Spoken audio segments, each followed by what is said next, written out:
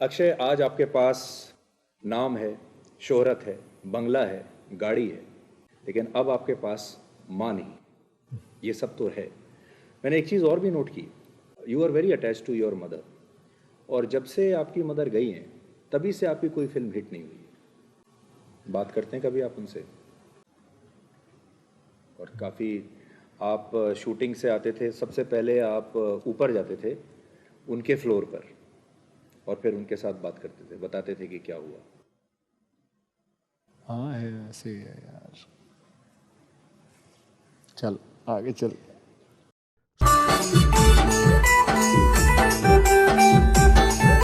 जगदम्ब विश्व हिंदू परिषद बजरंग दल इचलकरंजी। बजरंग दल,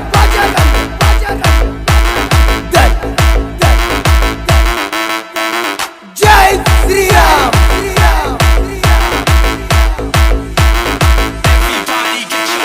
बजरंग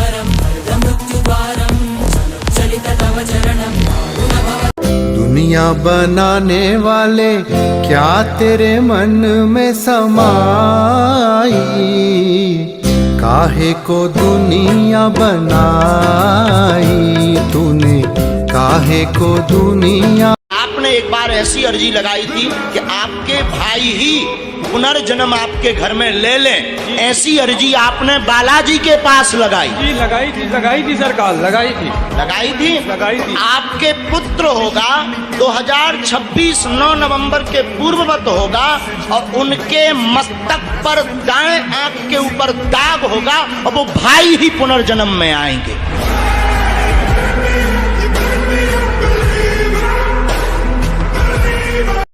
बोल रहे हैं जय श्री राम बोलना पड़ेगा। इस देश में रहो, किसी के बाप का देश है, किसी के बाप का देश है। अगर देश में रहेंगे तो जय श्री राम क्यों कहेंगे? हम तो ये भी कह सकते हैं कि तुम देश में रहो तो अल्लाह अकबर तुम्हें भी कहना पड़ेगा। जय श्री राम, जय श्री राम। अगर आज ये मुसलमानों से बुलवाते, किसी मुसलमान को आपने देखा किसी हिंदू को पकड़ के बोलते बोल अल्लाह अकबर? अगर हिंदुस्तान में रहना होगा कभी सुना?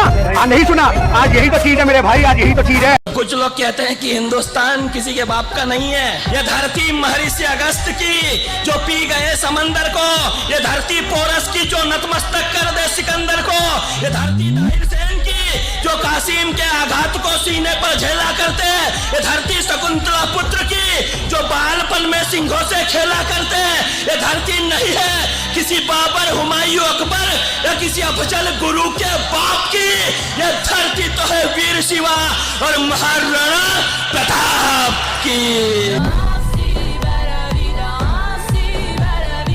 पता नहीं किस रूप में आकर नारायण मिल जाएगा, निर्मल मन के दर्पण में वह राम के दर्शन पाएगा। पता नहीं किस रूप में आकर। गेहूं की बाली उगती है तो उसके नीचे का जो हिस्सा होता है वो किसको जाता है? पहले पशुओं को जाता है। जो बाली निकाली जाती है दाने, तो पहला दाना किसको जाता है? पक्षियों को जाता है। जब दाने से आटा बनता है तो पहला आटा किसको जाता है? चींटियों को जाता है। फिर गूंथा जाता है आटा रोटी बनाने के लिए तो मछली को जाता है। पहली रोटी गाय को जाती है और अंतिम रोटी कुत्ते को जाती है। इससे ज्यादा प्रकृति के साथ रहने का तरीका किसी को सीखने की जरूरत है।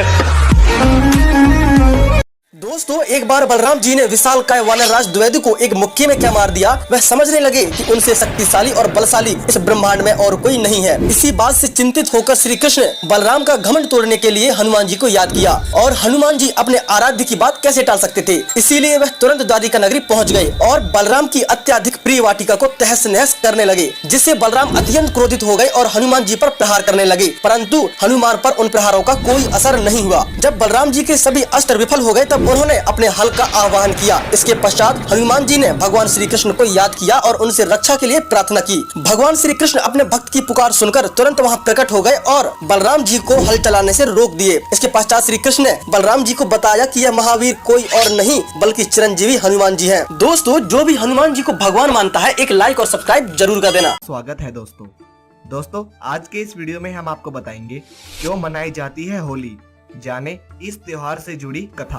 प्राचीन काल में अत्याचारी राक्षस राज हिरण्यकश्यप ने तपस्या करके ब्रह्मा से वरदान पा लिया कि संसार का कोई भी जीव जंतु, देवी देवता, राक्षस या मनुष्य उसे ना मार सके। ना ही वह रात में मरे, ना दिन में, ना पृथ्वी पर, ना आकाश में, ना घर में, ना बाहर, यहाँ तक कि कोई शस्त्र भी उसे ना मार पाए। ऐसा वरदान पाकर वह अत्यंत निरंकुश बन बैठा। हिरण्यकश्यप के यहाँ प्रहलाद जैसा परमात्मा में अटूट विश्वास करने वाला भक्त पुत्र पैदा हुआ। प्रहलाद भगवान विष्णु का परम भगत था और उस पर भगवान विष्णु की कृपा दृष्टि थी। हिरण्यकश्यप ने प्रहलाद को आदेश दिया कि वह उसके अतिरिक्त किसी अन्य की स्तुति ना करे। प्रहलाद के ना मानने पर हिरण्यकश्यप उसे जान से मारने पर उतारू हो गया। उसने प्रहलाद को मारने में अनेक उपाय किए, लेकिन वह प्रभु कृपा से बचता रहा। हिरण्यकश्यप की बहन होलिका को अग्नि से बचने का वरदान था। उसको वरदान में ऐसी चादर मिली हुई थी जो आग में नहीं जलती थी। हिरण्यकश्यप ने अपनी बहन होलिका की सहायता से प्रहलाद को आग में जलाकर मारने की योजना बनाई। होलिका बालक प्रहलाद को गोद में उठा जलाकर मारने के उद्देश्य से वरदान वाली चादर ओढ़ धू धू करती आग में जा बैठी। प्रभु कृपया से वह चादर वायु के वेग से उड़कर बालक प्रहलाद पर जा पड़ी और चादर न होने पर होलिका जलकर वहीं भस्म हो गई। इस प्रकार प्रहलाद को मारने के प्रयास में होलिका की मृत्यु हो गई। तभी से होली का त्योहार मनाया जाने लगा। तत्पश्चात हिरण्यकश्यप को मारने के लिए भगवान विष्णु नरसिंह अवतार में खंबे से निकलकर गोधूली समय, सुबह और शाम के समय का संधिकाल में दरवाजे की चौखट पर बैठकर अत्याचारी हिरण्यकश्यप को मार डाला। तभी से होली त्योहार मनाया जाने लगा। अगर आपको हमारा ये वीडियो पसंद आया हो तो वीडियो को लाइक करें, कमेंट करें और शेयर करें। चैनल को सब्सक्राइब करना ना भूलें। आज की वीडियो में बस इतना ही। एक बार फिर मिलेंगे। शुक्रिया।